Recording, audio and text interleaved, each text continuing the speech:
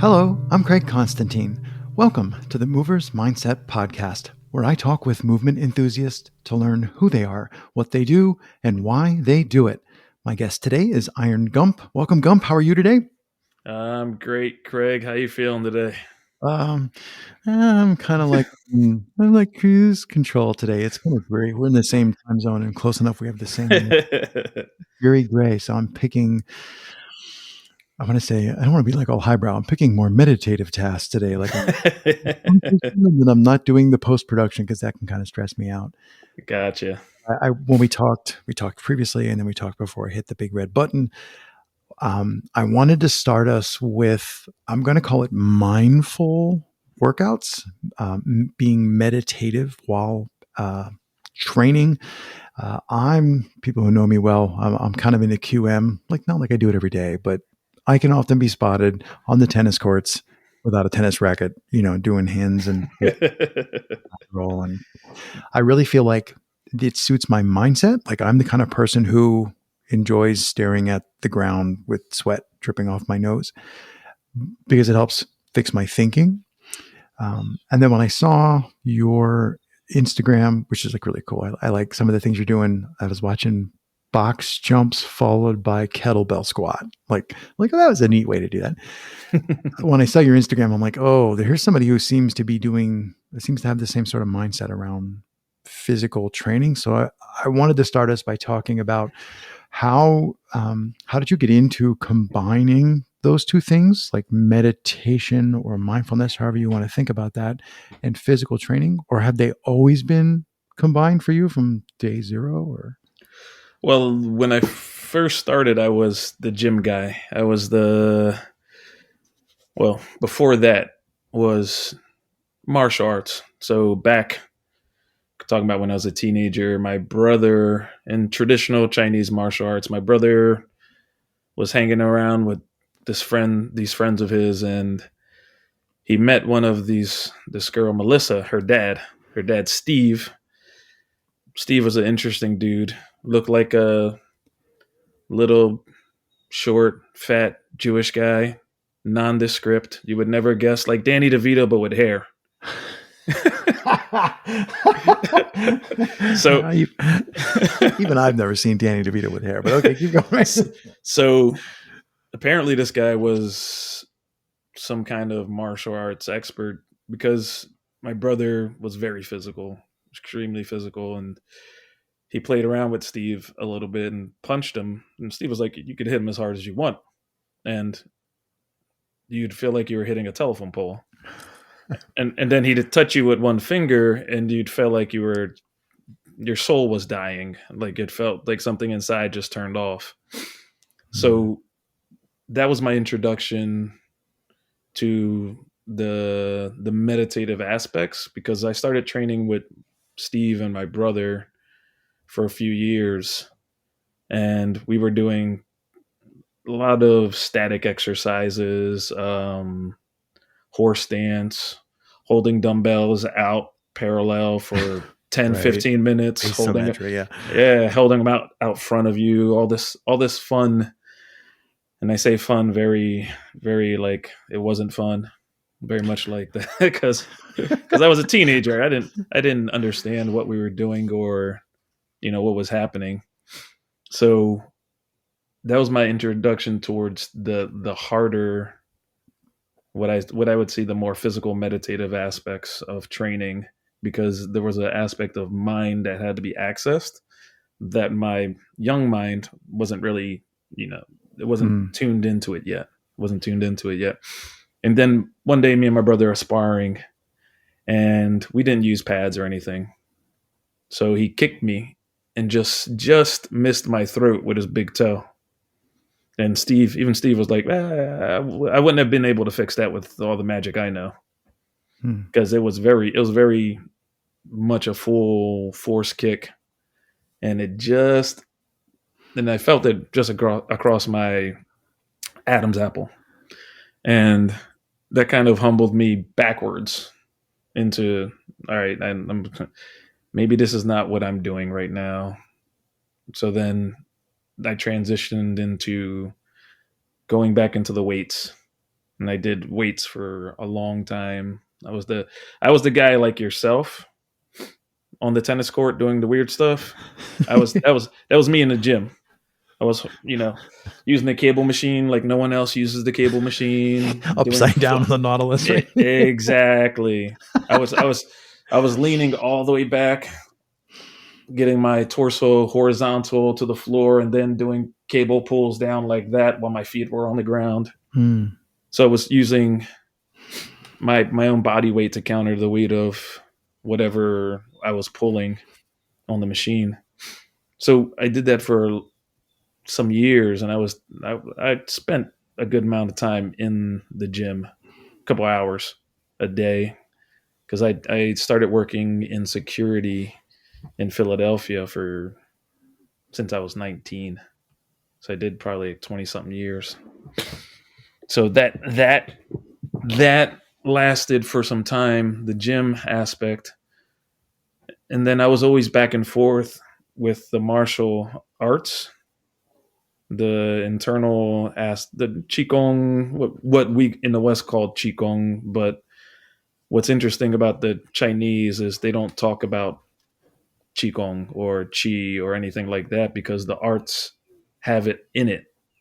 There's no separation of it. So, and this is something that I learned over the years, that you have the marketing aspect of martial arts, which is Right. the health and wellness aspect of Tai Chi and Qigong and these kind of things, but they're not separated from the art itself traditionally. So I was always practicing these things, but not really understanding or knowing that I was practicing Hmm. these things until I I kind got of, into it. Good. sorry. You were Not going to good. say until you got into, Until I got into it. Like I got into the whole wellness marketing yoga stuff. And I hmm. say stuff because I went through the training. I did my 200 hours, and even when I did my 200 hours, the teachers are like, "You're a little too hard." I'm like, "We're holding our bodies up for long periods of time. It's like there's a yin and a yang to it. It's not just all, you just got to be really gentle, open your heart up, and feel your connection." I was like, "Yeah, I get that part, but A there's a balance, right? yeah, there's a rudimentary part to it too. There's my abs are doing this, my shoulders are doing this, Hmm. and keeping it. And I for me, I stripped all that down to the basics, because I needed to understand it from the basic aspect, and that's how I would want to teach it. I didn't need the fancy words, or the extra script that was Hmm. written for me. I'm thinking if somebody is listening, I don't want to say I totally understand you, because for all I know, I might only have a tiny portion of the understanding, but I believe I'm like really understanding the thing that you're pointing at, that you're saying this piece of it. But I'm wondering if there's an example, because like I know you teach clients individually, and I'm wondering, how do you show it to someone when they first say, yeah, okay, yeah, I would like to try this because I've done the other things. How do you indoctrinate's the wrong word? Like how do you on ramp them into, like, let me give you a taste of what you're capable of, or like how do you show that to them? Yeah, and that's a great question, because there's something that I figured out over the years is to get children to exercise, you give them play. To get adults to think, you give them exercise. Hmm. So the exercise being the mindful aspect. So it's what I do is I make it look like, as I introduce the practice, general exercises. So squats and lunges. So if you take a squat and a lunge, and then you incorporate some alignment aspects of the body, the head, the shoulders, the hips, the knees, and start to develop an awareness as you're moving, and then incorporate some aspect of breath work in that as well, then it totally changes. I'm just going up and down. I'm just Mm. going up and down. I'm going up and down. So this is where you're talking about earlier, the meditative aspect. So what I call it is meditative strength training. So the meditative aspect is developing the awareness as you move and then maintaining that awareness as you move. So taking very simple exercises, daily, everyday exercises, push-ups, and even yoga exercises. And I call them exercises because they're essentially exercises from the beginning. So taking them and incorporating them with these familiar exercises so that people feel, okay, I'm not going into this super extreme odd space. I don't know what to do. Mm. It's not like some of the classes, and I use yoga as a reference because it's the most notable meditative practice that people go to. But it's not like an asana practice where you put your hand down, and as soon as you figure out position, down the next position's already moving. So you're it's like snap, snap, snap, snap, snap, snap, snap. Yeah. Where this is repetitive, until the person feels like they're inside themselves a little more than they were. And that could be just their big toe. Like I have clients that talk about I've never felt my big toe like this before. People listening, I'm like, you know what you should do right now? You should hit pause, take off your shoes and socks, stand up, close your eyes, and listen to this episode because I'm Gump can tell I'm standing, and I sit some of the time and I stand some of the time, but when I do podcast recordings, I stand up. And it never ceases to amaze me. As soon as we start talking about posture, breath, meditation, or anything, I suddenly get self conscious. Sometimes I'll go like this. I'll kick a hip out to one side. I stand on one foot and I kind of like lean on the table. And then it's like a regular full height thing. And then, you're like talking about big toes and grounding. And I immediately like, I like pivot and square up my feet and like unlock my knees. And then I'm like, it actually feels better. So I guess maybe what would be fun would be for people listening along to try to see, for me, what what I love about the meditative, a lot of times I call it QM, the meditative QM aspect is I can't really get lost. Like if I really wander away mentally, I fall. Like if you're doing those motions slowly with core strength and contralateral, and there's like dexterity. And I find that if you're listening to podcasts, it's really easy. If you're driving, please don't do this. It's really easy to just like zone out and you're listening, but you're not really engaging with the material. And I think this is a particularly great conversation. Just 12 minutes in, this is a great conversation about, can you be mindful of yourself? Can you be meditative while you're listening to, us talk about these things? Yeah, and Just that and, struck and, me. and yeah, no, even with driving. So generally, and this is stuff I've corrected over, and I say corrected, meaning I was too open in my stance, too open in my knees, and people don't even think about, like you said, when you stand. So when we sit, our legs just flail open, and then it's like, okay, whatever, the feet are just doing whatever. But even in driving, I point my knees straight ahead when I'm Yeah. driving. So then what I realize, and this is if you're not driving, this is something to try, is you imagine your second toe is your pointing finger. So essentially wherever that pointing finger is pointing Mm. is the direction you're going, or the direction your hips are going.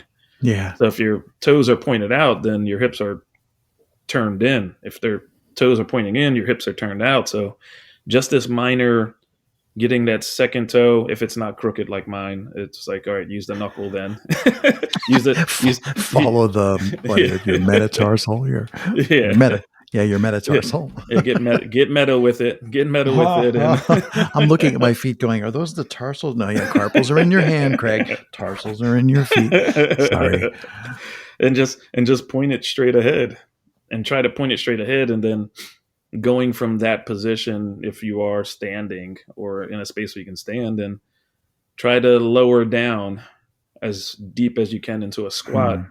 and watch what happens to the feet. A lot of the time, people's feet will just turn out or turn in, but then also, and this is just like stuff I've examined myself personally. Like I don't follow any rule of thumb of, oh, it has to be aligned perfectly like this has to happen, this.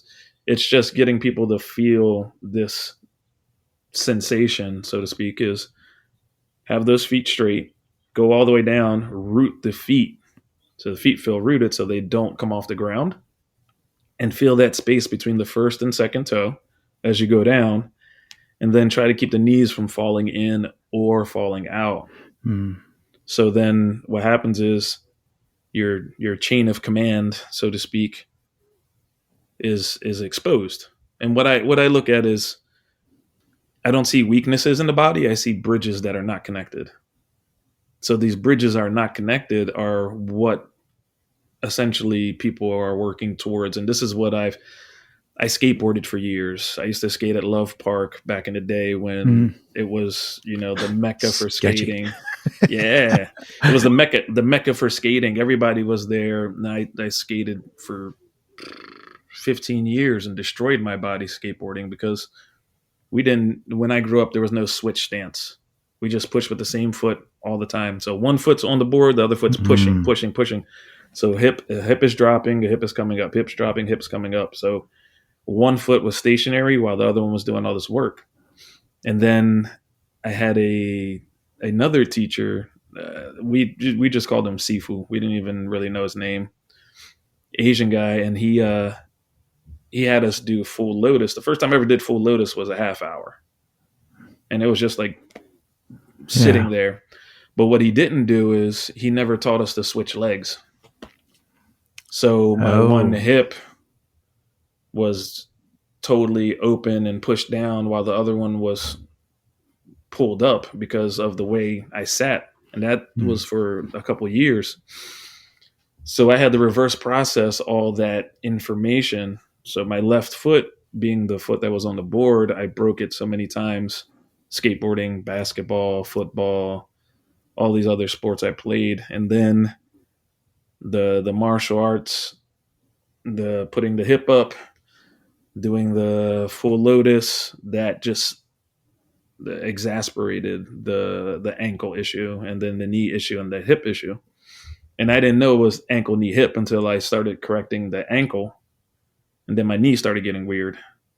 And then my hip started getting weird because I was figuring out that muscle chain going up. The connectivity wasn't connected. So I didn't have good mobility. So I had to figure out what that meant. So I had scar tissue in my ankle where I couldn't do a down dog and put both my heels on the floor. One heel was on the ground, one heel was up in the air. So I broke all the scar tissue down, but then now I had to work backwards. So now all the scar tissue was there, it's gone, and now it's loosey-goosey ankle. So I had to develop the muscle and the connectivity, and that was through the toes. So everything I do is from the toes up, essentially. Because all our balance and imbalance starts at our feet, but then it's at your toes. Yeah, there's a couple of great exercises around. I guess maybe the first thing is like, if people are still wearing shoes, okay, take your shoes off. Yep. But I tend to, I would say it's normal, but people come to my house and they're like, you don't have shoes on. I'm like, and then when they say that, I try not to be an expletive deleted, but I often have the urge to look at their feet and go, oh my God, you have shoes on. That's weird. Like I see your weirdness and, right back at you. But I noticed when I started, first I started wearing thinner shoes. So like if I'm going to go running, which I don't love to do and don't do often, if I'm going to go run on a trail, I wear shoes, but I wear really thin, zero drop flat rubber. So I don't get cut by a piece of shale or something. This is Pennsylvania. Yeah. But even after I'd spent more time barefoot, I started to notice like when you run in a minimalist shoe like that, eventually you're going to step on a rock, like a small, little painful. And I noticed that when I would step on that, first, like I'm going years at a time here. The first thing I noticed was the ability to step on that and not have it wipe me out. It used to be you step on that and it was just like the whole structure would fall apart and you'd fall. And then it became like this you'd step on that and you'd be like, oh, that was, and then the next 4 strides was just like chaos while you try to figure out how to get all that dynamic stuff working again. And Yeah. now, I don't want to jinx myself, but now I can really feel like, oh, that means I can't load the whole right half of my right foot. So I have to put that load somewhere else. So maybe like it goes all the way up into your arms. Like it's just really neat to see if you, I want to say, if you get out of your own way, if you haven't built structure and scar tissue that's in the way, that it's like, this is a really neat system how this all works. And sometimes I wish I had a tail because that would have clearly helped there with I would have spun it to the left to get rid of some of that torque. But yeah, I'm totally agreeing with you. I really like the feeling of like walking barefoot and like step on something and you're like, oh, that's interesting. Or break something in the kitchen. I walk around barefoot and I'll like step on a piece of glass and not Yep. cut myself because my, the brain's like, you might not want to load bear that. And it's Yeah, I just kind learned. of, it's amazing. Like, oh, wow. It's like using your hands. Yeah, I learned to live barefoot when I lived in Maui for a few years, and then Nicaragua and Costa Rica. And when I lived in Maui, was the first time I was like, all right, I'm barefoot anyway. Yeah. Why do I have shoes on? Right. Exactly. It was like, all right, everybody's got flip flops, and I didn't like the way flip flops felt because the way that the toe was being separated, it was the flip flop slides out. This was just like, it's called flip Yeah. flop for a reason. So I started just being predominantly barefoot, and then I started running barefoot. And I learned there, I had this nice, it was like a 4 mile run up Iao Mountain. So it was the Maui West Mountains. I lived right by Iao Valley. So I would run on the blacktop. And this is 80 degrees, 90 degrees. So I was cooking my feet. Yeah. And It's pretty hot for the asphalt to be exactly. 110. Easy. So you learn to appreciate the lines in the road because the lines in the road are white and yellow. So once your feet start sizzling up, you run on the yellow and white. And then I'd come home, put some aloe because I had an aloe plant out front. I just cut it and just put it on the Yeah. bottom of my feet and wait a couple days. But I would go hiking in the valley too, barefoot. And what you were talking about was exactly that. It's the sensitivity you develop. It's not that it doesn't hurt anymore. It's just now you have better reaction time because there's signals coming back from it. So the signals coming back up through the body, through the system is amazing when you take your shoes off. Yeah, And that's not just that's a chucking your foot out there. It's like you're reaching out with your foot, and then the brain's like, what are we thinking about this foot placement? Ooh, it's a little tilted to the left, or a little, or like whatever. well, you have to. That's the thing where it's now you're doing math from the bottom up instead of from the top down. Down. Because usually we're doing math from the top down because we're using our hands and not our feet. So if you're running, and I would run full speed through the forest like a deer because I walked the forest enough to know where the roots were and other things like that. And I'd run full speed and I'd have to make micro adjustments as I was running for things that were in the ground.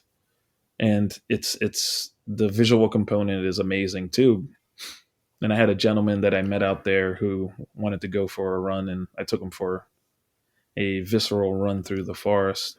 And the thing is, like, it's all that is from the feet, so from the toes up, and that's where my experimenting came. But if you look at the martial arts, they have Yeah. practices where, like Tai Chi Chuan, Mm-hmm. or Bagua, where there's this tiger stepping, where they'll step with the heel first, because if you step with the toes first, you're fully committing to that step. If you step with the heel first, this is not for running. This is just like moving. I can pull my heel back. If I'm stepping with my toes, my load is like the bearing of my weight is going forward. Mm-hmm. So you're testing the water, so to speak. So that those kind of exercises is like pistol squats, same thing. It's like you're learning to extend out, but also ground through the foot. Mm-hmm. And these kind of things, a lot of people just they ignore. They Hmm. ignore, or it's I not good. hadn't really put you mentioned Tai Chi, and I hadn't really connected. Like, ooh, Craig has an epiphany in the moment. I started, so I did martial arts, and then I took a Tai Chi course, and I did it on a whim. Like, my local community has like a newsletter of like, things that are available at community classes extra cheap. And I took a Tai Chi class that way. And it was like $45 for 6 classes or something. And it was interesting. And I'm like, I went like, oh, I'm sore. Like, well, okay. Anytime something makes me sore, I'm like, more of that. So I went to all those and I loved it. And then I actually went to the martial arts school that was teaching that. And it's a more like a traditional Kung Fu school, but they have like their really senior instructors really like the Tai Chi part of it more. So, Hmm. I'm like, oh, let's go train here. And I never really connected until just now that was when I really started removing my shoes. And I'm like, oh, because of course that class, they invited you, if you wanted, you could wear, what they call them, feius. You could wear feiyu if you wanted, but you could also do it barefoot.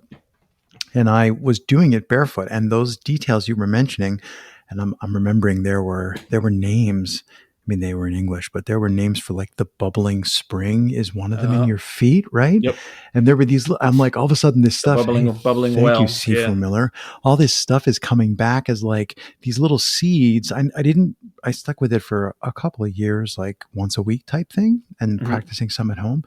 But it occurs to me that may have really unlocked like that whole idea of like putting out the empty foot. Like, I learned that in Tai Chi, and then that, I don't want to say it became part of my parkour or my QM on tennis courts, but it really did. Like, that maybe what unlocked my feet, like not just physically my feet, but the idea of you have Yep. feet that are as important as hands. Sorry, Craig No, detour. no. That's well, that's the thing. It's like if you have the right experience with those kind of arts, is that there's Tai Chi as we see it as a exercise practice. Yeah. But even that exercise practice, they call it there. It can be done at temple Tai Chi. So what some refer to as temple Tai Chi means all those same movements in a low horse stance. So you're in a low horse stance, and what I realized over the years is, you know, you can't cheat when you do things slow. Or low. Yeah, slow Right. or low, you can't cheat. So this is where I've worked with black belts in jujitsu. I've worked with, all kinds of athletes, and you can see where their strength is not, and it's like where the bridge is not connecting. So Mm. slowing things down really exposes people to what they can or can't do, because it's easy to do something fast, and you can throw a high kick fast. That's has strength behind it. And I try to ask people, and can kindly ask people, because I teach at this Muay Thai gym in South Philly called Royal Striking, and there's a few fighters there, and I teach a conditioning class, and then I teach a combat yoga class, I call it, just for the aspect of, when I was living in Hawaii, actually, I called it combat yoga, and I used to get shit for it because the yoga people would go, "Oh, that doesn't make sense," and I'm like, "How?" I was like, "All right," I was like, "Come to the class, Oh, Billy and class. It'll make sense. I'll guarantee you there will be combat. It'll be you fighting yourself to get out of the position you're in." Hmm. And that's where the combat comes in. It's combative in the sense of it becomes uncomfortable, and when it becomes uncomfortable, then we want to get out of it. And I like to explore the comfortably uncomfortable space and stay in there until it becomes physically like, all right, my knee is going to pop, my elbow is going to pop, something's going to Yeah. pop. Then it's uncomfortable. Make the adjustment. I But think of that's those as the shoulder spaces. Like, you have your not just simple mechanical range of motion, but like, okay, here in the middle of this, I think this works pretty well, but okay, let's go out here, 30% more to the sides. And that's what you're talking about. Like, let's not go all the way to the edge because that's where, damage happens. yeah, Yeah. yeah, and that so back to the Muay Thai gym is like those guys are throwing kicks and they're whipping them, and I know the wear and tear that comes from that. So I asked him, I was like, all right, try to do all the same kicks slow. Hold it out there for a second. So you're getting ligament and tendon activation Loading, versus yeah. just muscle, muscling through it. And this was a lot of this stuff uh, comes from my teacher now, Master Keith Mazza, or Sifu Keith Mazza, and he's out in Jersey, and he understands the how and the why. So a lot of the how is there, but there's not a lot of why. And I was listening to a podcast yesterday. I forget what it was, but the gentleman had said people they do all these things, but they don't have a direction. So the difference with martial arts is it does all the things, those same things, but gives you a direction to go towards. So that direction goes towards and incorporates the body, incorporates the breath, incorporates the mind, incorporates everything, and it gives you a form. And through the form, and this is where Bruce Lee kind of got the formless thing, was Bruce Lee actually did a form before he did the formless stuff.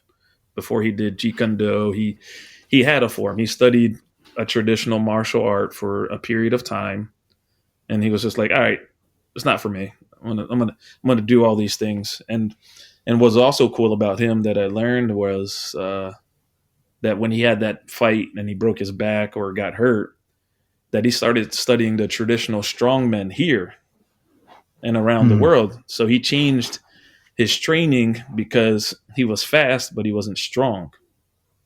So a lot of, and I've seen this in the martial arts world, and I've seen this, in other places where people can do these things, but they don't have strength because they don't do the conditioning. So they do the forms, they do the exercises that are built into the forms, but they don't do any other conditioning around that. It's like why boxers break their hands, because they don't do any fist conditioning. Right. How else are you supposed to make that bone stronger? You got to Exactly. load that bone. Knuckle push-ups, different things like that. So the conditioning aspect I learned from Mazza. Mazza, I was predominantly learning the Qigong and the internal arts, and I was always doing the physical stuff on top of that. And I've been training with him on and off 20 years because I was traveling a lot. So now we're back into the training cycle where I'm learning more about the internal Xingyi, Bagua, Tai Chi Chuan, and Tai Chi Chuan in the how and the why, because the intention of the movement changes how the movement is filled. So it changes how your energy is in the movement. So it's like sparrow, grasp a sparrow's tail, or whatever, one of these things like that. Yeah. The names give an energy to the move. Yeah. Give you a hint of imagery.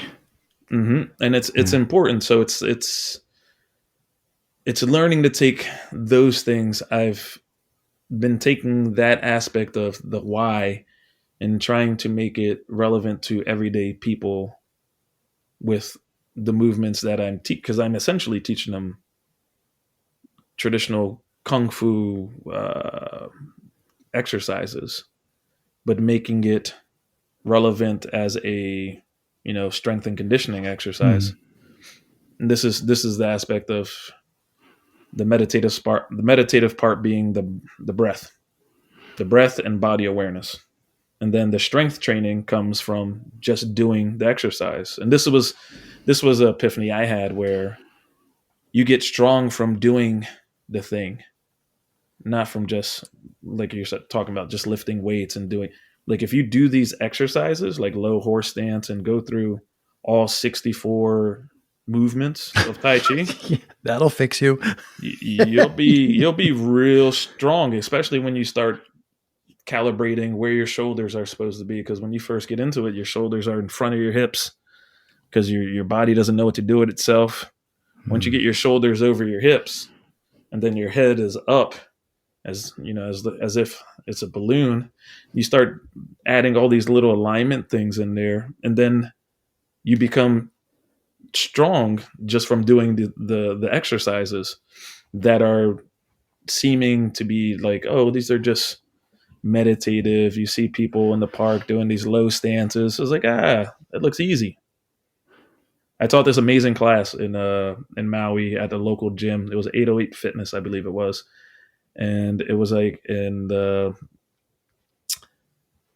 yeah, I forget what the town's name was, but it was all aunties, like all aunties. It was like my aunties that were 60 was my youngest, like 65, and my oldest was just near 90. So Mm-hmm. I had like 15 women in class, and we're just doing these movements for an hour. And it was in a sense of slow cardio, slow cardio. And when I first started teaching, they all had chairs, and I'm asking them like, why do you have these chairs? They're like, oh, the last teacher they want us to use them. I was like, do you slide in here with the chairs? Did you bring them out of your car? They're like, no. I was like, well, get rid of the chairs. We don't need them. Don't do anything that's going to make you fall. I was like, you walked in from your Stop car, right? before that, right? Yeah. It's like, you walked in from your car. You're good. So we would do an hour, and it seemed like it was easy. And we'd have a couple young kids pop in every now and then, and they couldn't hold their arms out for, a minute. Mm-hmm. And this is where you were talking about earlier, where the getting the energy to the periphery, like to the ends, and that fullness in your fingertips, the fullness in your toes. So getting that energy coming from the center of your body, the blood, and we'll call it blood because energy can, get the woo woo energy and whatever people want to consider energy. So getting blood, a fullness of blood to your extremities. So Mm-hmm. when you can get the fullness of the blood to the extremities, then you're creating an optimal environment for strength to be developed, but also for that natural state of health to be induced. And because people have cold feet, they have cold hands. Why? Mm-hmm. I'm chuckling because there's like 9,000 more things we need to talk about here. Because when you accomplish what you're suggesting, which is to be able to extend out, suddenly proprioception in your arm returns. Like if you have that arm locked up, you're cutting off not just the blood flow, but you're cutting off your ability to sense what's happening out there. There's so much in here. But I want to be mindful of our time and not wind up making a wonderful 3-hour thing. Well, wait, Yeah. wait, one Go second. ahead. With that, like you said, just to touch on a point right there is, even in standing or say push up position, I try not to lock out anything, Yeah. because if you when the martial arts is, if you're studying anything like that, is those are half a second more that you need to react. Yeah. So if To you're unlock, supple, to shift. yeah. So you're not bone on bone. Now you're opening up just enough so the ligaments and tendons are doing the holding, rather than I'm just putting my bone on top of it. And I know that's not the anatomical correct whatever, but that loading, that gentle load, allows people to experience what they're actually doing It's a with great their point. body. Terrific. I guess I will just say, and of course, the final question: 3 words to describe your practice. Meditative strength training. Simple, simple. It's exactly what it is. It's meditative with strength, and you're training yourself while you're doing it.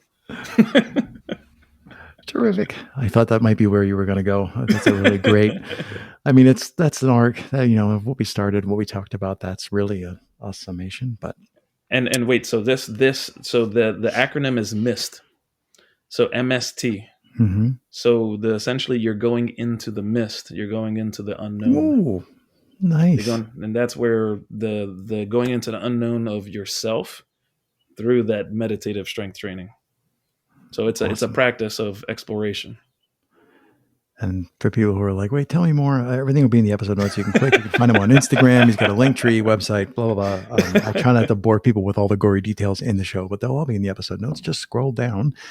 Gump, it was a blast. We had a great conversation, what we call the pre-call. We had a great one of those. It's super fun. I'm sure this will not be the last time we chat. Thanks for taking time out of your busy day to hop in here and join me. Awesome, man. I appreciate you having me, and it was a great conversation. And I look forward to furthering explaining to the peoples all the extra things that we couldn't talk about. Have a good one, Craig.